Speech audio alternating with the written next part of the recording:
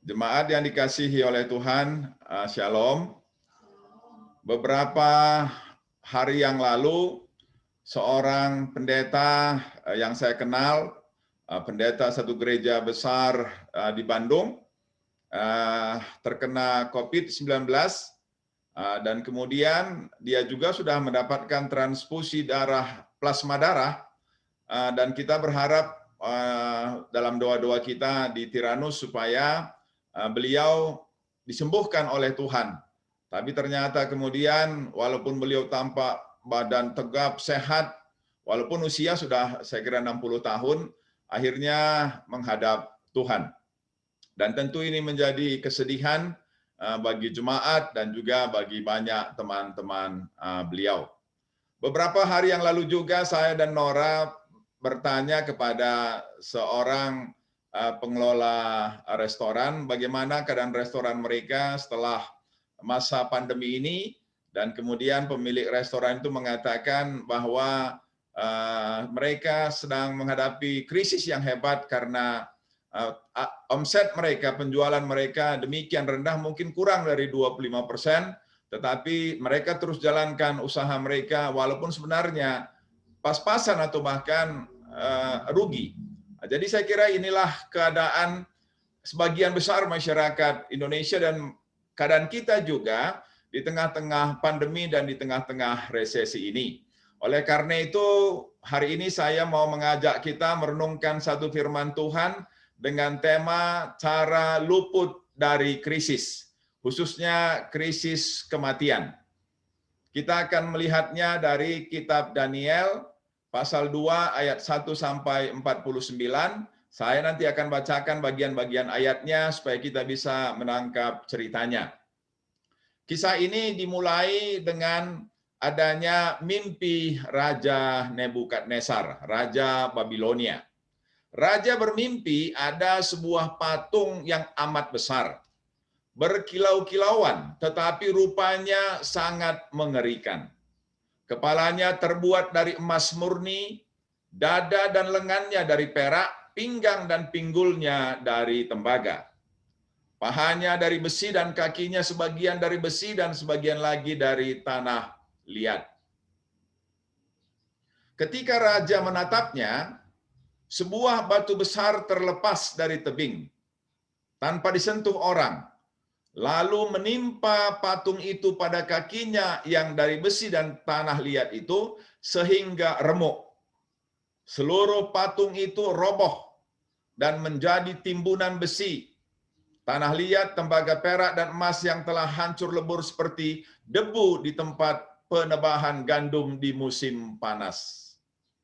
Timbunan itu berterbangan ditiup angin, sehingga tidak meninggalkan bekas apapun. Tetapi batu yang merobohkan patung itu menjadi sebesar gunung dan memenuhi seluruh bumi.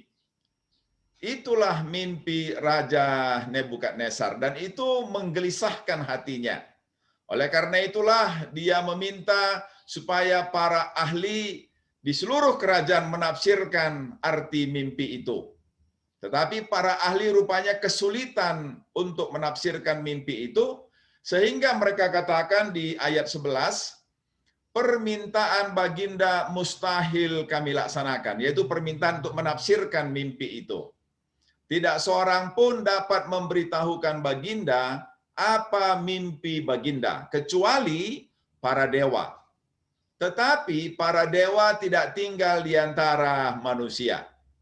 Itulah jawaban dari para ahli, orang-orang pintar, ahli nujum, ahli tafsir mimpi yang ada di kerajaan itu.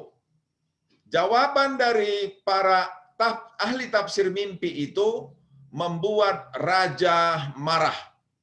Marah sekali karena dia gelisah dengan mimpi itu dan ahli tafsir tidak bisa menolong untuk menafsirkannya. Oleh karena itu dia mengeluarkan perintah untuk membunuh semua orang bijaksana di Babel. Dan tentu termasuk juga Daniel dan teman-temannya. Daniel, Sadrah, Mesah, dan Abednego termasuk juga adalah orang-orang bijaksana yang akan dibunuh karena tidak bisa menafsirkan mimpi yang diperoleh oleh raja. Maka ini adalah krisis. Karena raja sudah mengeluarkan perintah dan dalam waktu yang dekat semua orang bijaksana termasuk Daniel, Sadrah, Mesah, dan Abednego akan dihukum mati. Bagaimana sikap Daniel menghadapi krisis ini? Inilah yang barangkali penting untuk kita renungkan dan juga untuk menjadi bahan pelajaran bagi kita ketika kita sedang menghadapi krisis, ancaman seperti pandemi dan resesi ekonomi yang sedang terjadi di tengah-tengah negeri kita. Ada 4 sikap yang ditunjukkan, yang dilakukan oleh Daniel ketika krisis menghantui, ketika krisis mengancam. Yang pertama ialah dia segera menemui Arioh. Arioh adalah pemimpin pengawal raja yang akan melaksanakan hukuman mati itu. Di ayat 14 firman Tuhan katakan, dengan hati-hati. Hati-hati di sini bukan artinya volume suara diperkecil, tetapi dengan sangat bijaksana dengan mengucapkan kalimat-kalimat yang tepat, Daniel bertanya kepada Arioh, mengapa raja mengeluarkan perintah yang keras itu? Rupanya karena dia menyampaikan pertanyaan dengan sikap yang bijaksana, dengan sikap yang baik, maka Arioh mau memberitahukan kepada Daniel apa yang telah terjadi, yaitu bahwa mimpi raja tidak bisa ditafsirkan oleh ahli-ahli tafsir yang utama yang ada di istana raja. Itu yang pertama. Lalu yang kedua ialah, sikap yang kedua, dengan segera Daniel memohon supaya bisa menghadap raja dan minta waktu untuk menerangkan arti mimpi itu. Jadi setelah kemudian dia tahu apa masalahnya, bahwa ada mimpi raja yang tidak bisa ditafsirkan oleh para penafsir utama yang ada di istana raja, maka dia kemudian meminta melalui Arioh supaya dia diizinkan bertemu dengan raja, dan kemudian meminta kepada raja supaya diberikan waktu untuk menafsirkan mimpi raja. Permintaannya kemudian dikabulkan. Lalu yang ketiga ialah ayat 17, Daniel pulang ke rumah dan memberitahukan segala kejadian itu kepada Hananya, Misael, dan Asaria. Jadi setelah tahu dia masalahnya, maka kemudian Daniel memberitahukan kepada teman-temannya, teman yang paling dekat, yaitu disebut di sini Hananya, Misael, dan Asaria, tapi kita kenal Daniel, Sadrah, Mesah, dan Abednego. Itulah 3 teman Daniel. Apa yang disampaikannya kepada temannya, ini yang menarik di ayat 18. Disuruhnya mereka berdoa kepada Allah di sorga. Disuruhnya mereka berdoa kepada Allah di sorga. Saudara-saudara, sering sekali orang mengalami depresi karena mereka tidak mau terbuka atas persoalan mereka. Orang sering depresi dan bahkan bunuh diri karena mereka merasa tidak ada teman yang peduli kepada mereka. Tetapi bagaimana bisa teman peduli kalau mereka tidak mau membagi apa yang menjadi beban mereka? Oleh karena itulah kita punya persekutuan. Kalau ada persoalan kita, kita bagikan kepada teman persekutuan kita. Dan bukan hanya membagikan untuk sekadar informasi, melainkan meminta berdoa. Dan itulah yang dilakukan oleh Daniel. Meminta mereka berdoa kepada Allah di surga dengan permohonan supaya Allah di surga berbelas kasihan kepada mereka, dan kemudian firman Tuhan katakan untuk mengungkapkan rahasia mimpi itu. Jadi jelas doanya fokus, yaitu memohon belas kasihan Tuhan, yang kedua supaya mengungkapkan rahasia mimpi itu. Dengan demikian mereka tidak akan dihukum mati para cerdik pandai yang lain. Kemudian yang keempat ialah Daniel pun berdoa memohon hikmat kepada Tuhan. Jadi inilah 4 langkah yang dilakukan oleh Daniel ketika menghadapi krisis ancaman kematian dari Raja Nebukadnezar. Yaitu dia menghadap Arioh, kemudian meminta supaya dia bisa menghadap raja dan memohon waktu untuk menafsirkan mimpi. Dan kemudian yang ketiga, memberitahukan kepada teman-temannya dan meminta mereka berdoa dengan sungguh-sungguh, dan dia sendiri pun berdoa kepada Tuhan. Inilah 4 hal yang dilakukan oleh Daniel dan menjadi contoh juga bagi kita ketika kita menghadapi krisis, apakah krisis karena pandemi, sakit penyakit, atau juga krisis karena resesi ekonomi yang barangkali membuat kita mengalami kesulitan secara ekonomi. Jangan simpan sendiri, tetapi bagikanlah kepada saudara-saudara seiman, dan mohonkan doa supaya Tuhan memberikan jalan keluar. Lalu jemaat yang dikasihi oleh Tuhan, apa yang terjadi ketika Daniel bersama dengan temannya berdoa kepada Tuhan? Di ayat 19, firman Tuhan katakan, pada malam itu juga Allah memberitahukan rahasia itu kepada Daniel dalam suatu penglihatan. Jadi doa yang disampaikan oleh Daniel, Sadrah, Mesah, dan Abednego didengarkan oleh Tuhan. Tuhan memberikan jawaban pada malam itu juga. Ini menunjukkan bahwa dalam waktu yang singkat, Tuhan memberikan jawaban doa kepada Daniel. Tidak dalam waktu yang panjang, tidak dalam waktu yang lama. Karena memang krisis, karena memang waktunya sempit. Kalau lama-lama tentu Raja Nebukadnezar melalui Arioh sudah akan membantai semua orang-orang bijaksana, dan termasuk di dalamnya Daniel, Sadrah, Mesah, dan Abednego. Oleh karena itu Allah segera bertindak juga.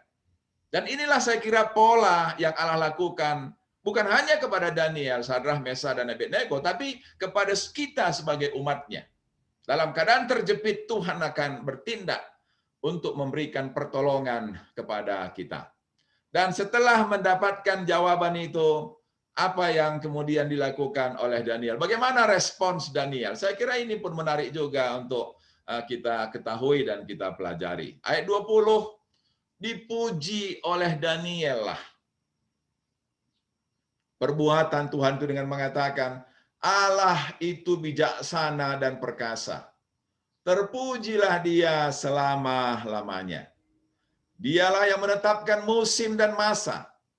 Dia yang menggulingkan dan melantik penguasa.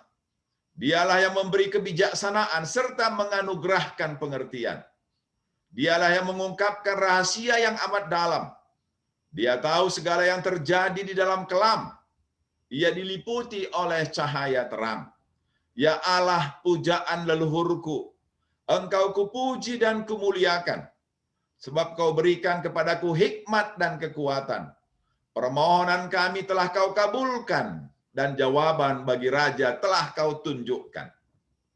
Saya agak sedih ketika sekali waktu saya dan Nora menjenguk seorang saudara yang baru operasi, dan ketika kami sampai di sana, saya kemudian menyapa, menegur, dan bertanya, bagaimana sekarang keadaan kesehatan, Du? Saya sapa saudara itu, dan kemudian jawabannya sedikit mengecewakan saya, karena dia katakan, oh luar biasa, dokter yang mengoperasi saya, sempurna, memang dia dokter yang paling top di Bandung ini, dan karyanya begitu sempurna.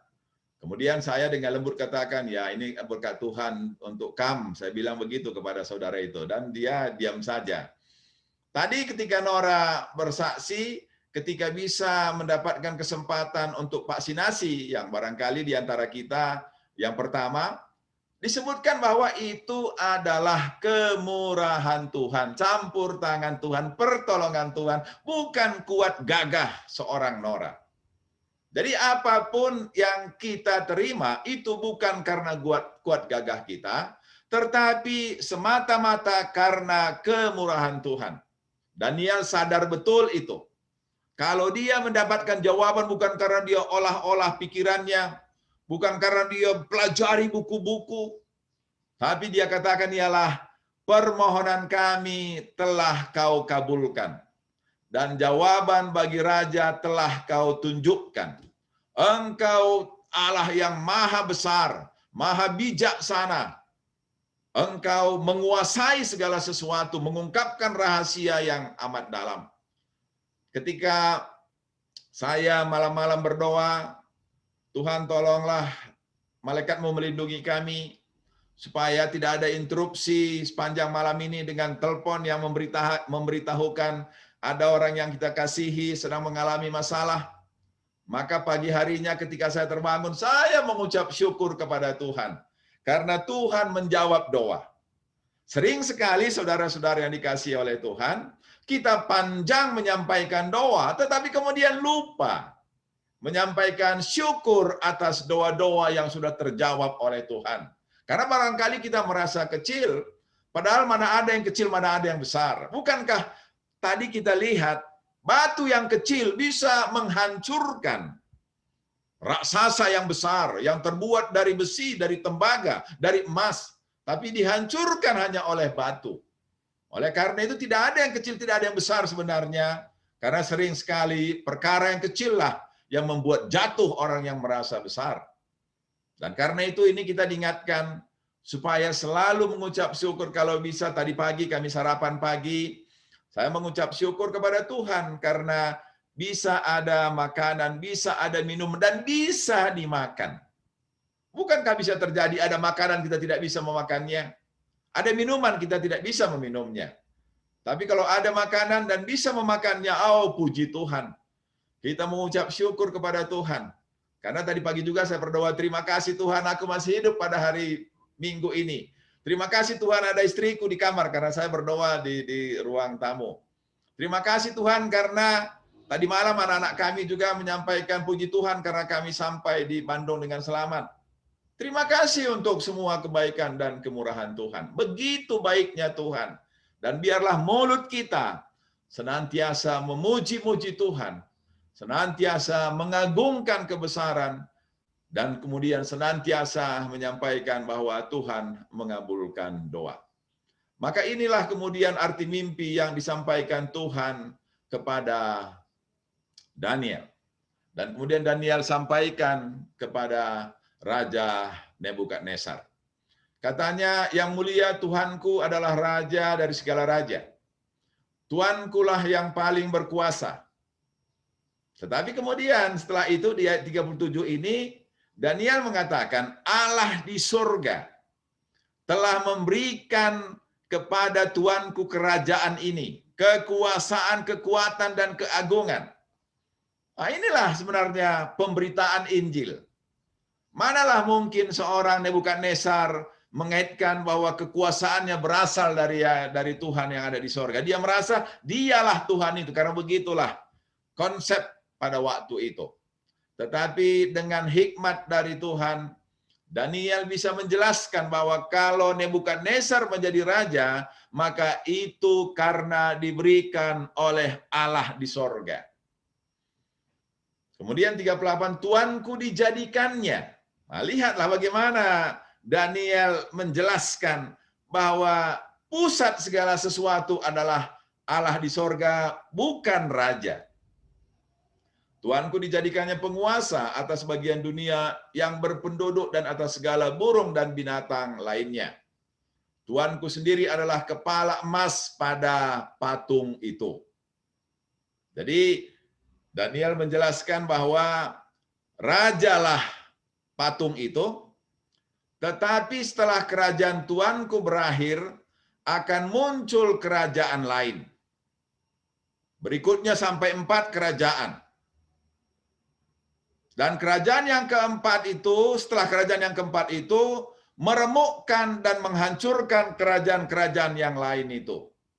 Kaki-kaki dan jari kaki patung yang sebagian dari tanah liat dan sebagian dari besi itu menunjukkan bahwa kemudian hari kerajaan itu akan terbagi-bagi, artinya terpecah-pecah kerajaan itu. Dan kemudian ayat 44, saya persingkat, ayat 44, pada masa pemerintahan raja-raja yang sudah terpecah-pecah itu, Allah di surga akan mendirikan sebuah kerajaan yang akan bertahan selama-lamanya dan yang tak akan dikalahkan oleh bangsa manapun. Kerajaan itu akan menghancur leburkan segala kerajaan yang lain itu. Saudara-saudara dikasihi oleh Tuhan, kerajaan apa yang dimaksudkan oleh Daniel? Maka para penafsir sejak abad pertama Sebagian besar kemudian menafsirkan bahwa kerajaan itu ialah kerajaan Allah atau kerajaan Tuhan Yesus Kristus. Karena kerajaan itulah yang tidak pernah hancur dan kerajaan itulah yang menguasai seluruh kerajaan. Maka seorang teolog bernama Agustinus menulis satu buku The City of God, Kota Allah. Dalam buku itu dia menceritakan perbedaan antara kerajaan-kerajaan dan gereja. Dia mengatakan kerajaan-kerajaan akan tumbuh, kemudian hancur, tetapi gereja akan ada dan akan ada selama-lamanya.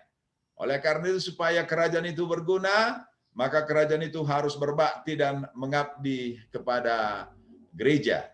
Karena kerajaan-kerajaan itu akan hancur, tapi gereja akan kekal selama-lamanya. Dan itulah yang menjadi awal bagaimana kemudian gereja berkuasa atas negara-negara. Saudara-saudara yang dikasihi oleh Tuhan, setelah mendengarkan tafsiran itu, rupanya Raja Nebukadnezar merasa pas. Dan karena itu ayat 46, sujudlah Raja Nebukadnezar di hadapan Daniel. Jadi Raja menyembah Daniel. Apa artinya ini?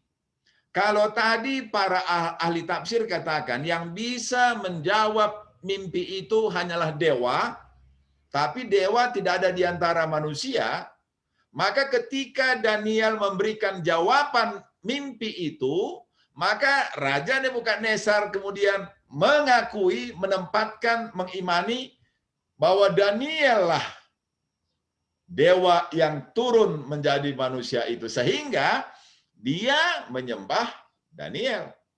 Dan bukan hanya menyembahnya, tapi juga memberi perintah supaya Daniel dihormati.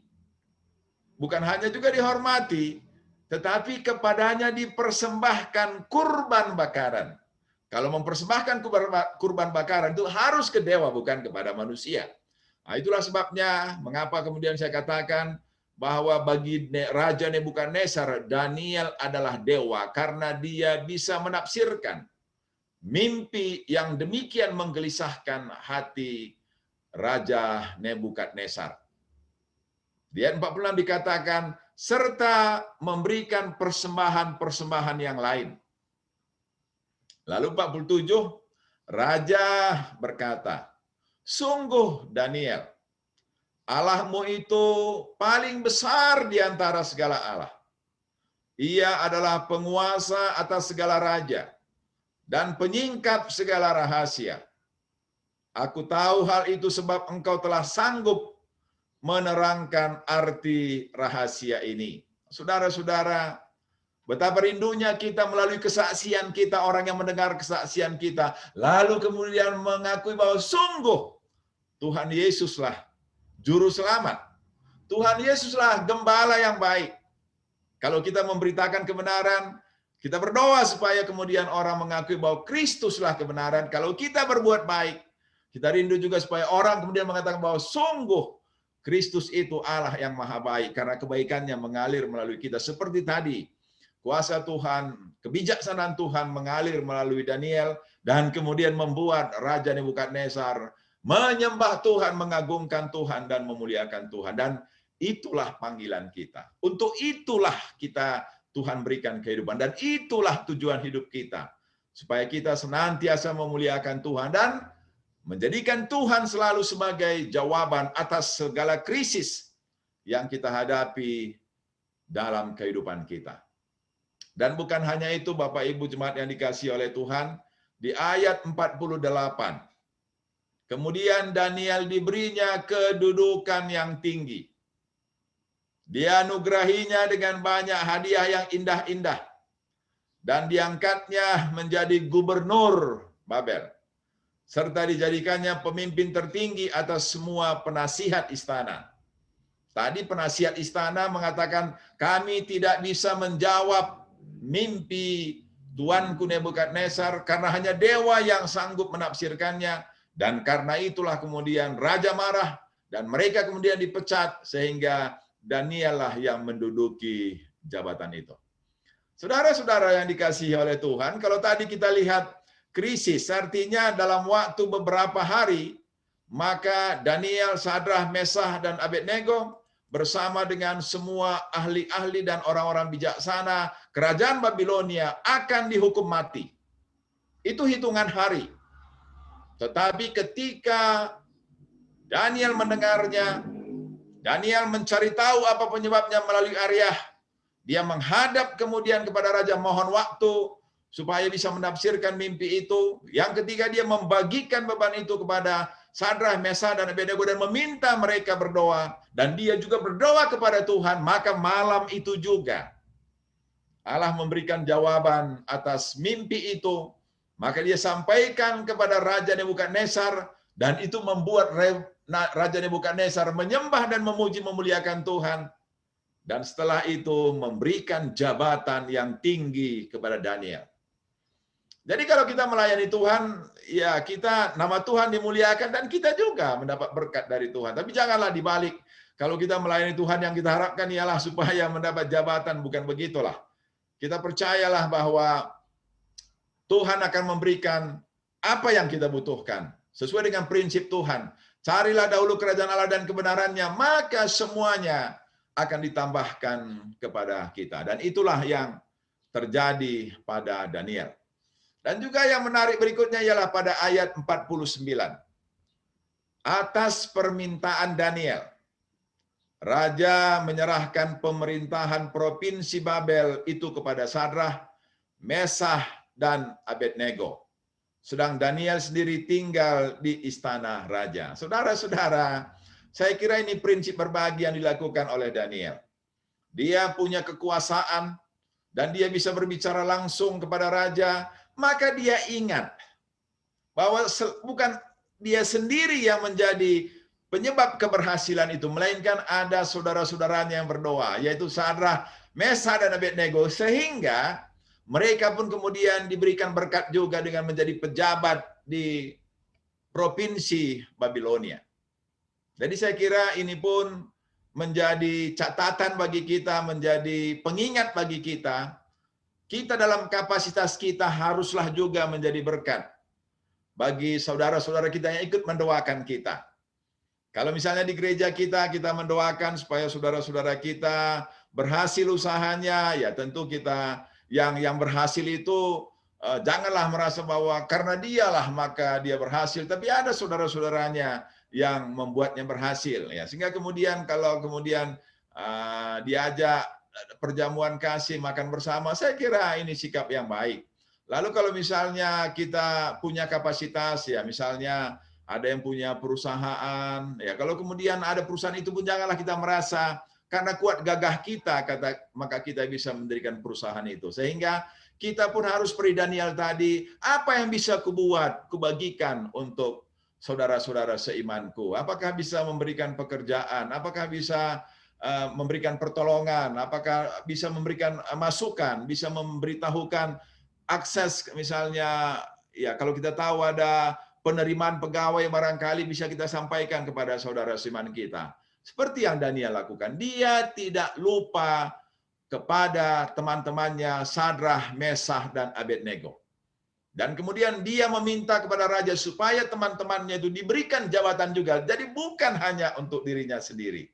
Seringkali disebutkan bahwa kita atau suku kita katanya tidak seperti bambu, tapi seperti pohon kelapa yang tumbuhnya sendiri-sendiri. Tapi suku-suku lain disebut sering seperti pohon bambu. Kalau tumbuh satu, dia akan tumbuh lain di sekitarnya sehingga mereka bisa menjadi lebih kuat. Kita tentu tidak melihat itu, tapi kita melihat kepada firman Tuhan. Kita diajarkan, kalau kita sudah diberkati oleh Tuhan, janganlah kita lupa menjadi berkat juga bagi orang lain. Jangan makan sendiri berkatnya. Jangan lupa kepada teman yang ikut mendoakan kita. Kadang-kadang kan sering begitu ya, di persetujuan doa, ada misalnya seorang yang sedang menghadapi krisis, teman-temanku tolonglah doakan, perusahaanku terancam bangkrut, mau pinjam ke bank tidak dapat pinjaman. Maka begitulah kemudian setiap hari teman-temannya mendoakan, setiap minggu teman-temannya mendoakan. Tapi setelah sekian bulan, hilang beritanya.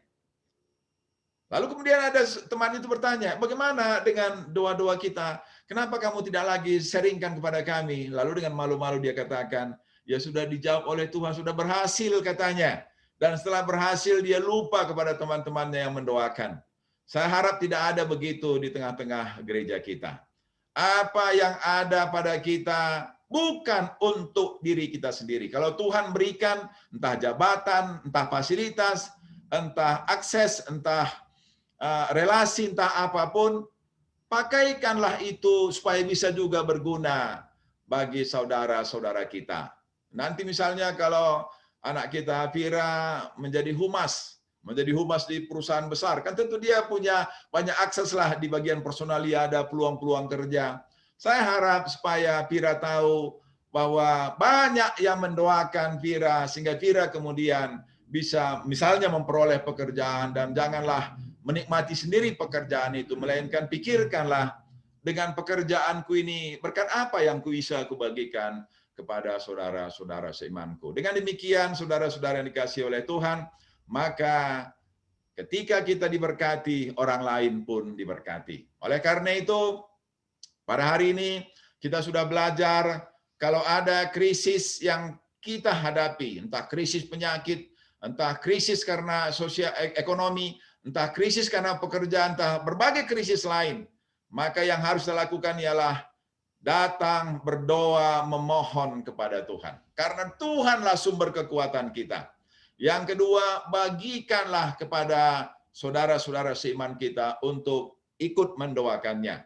Dan yang ketiga, jangan lupa memuji Tuhan, menyebutkan nama Tuhan senantiasa. Dan katakanlah, engkaulah sumber kekuatanku, sumber pengharapanku.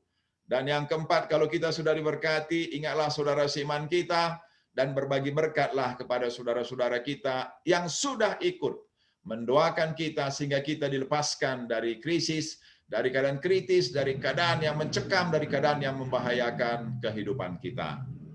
Amin.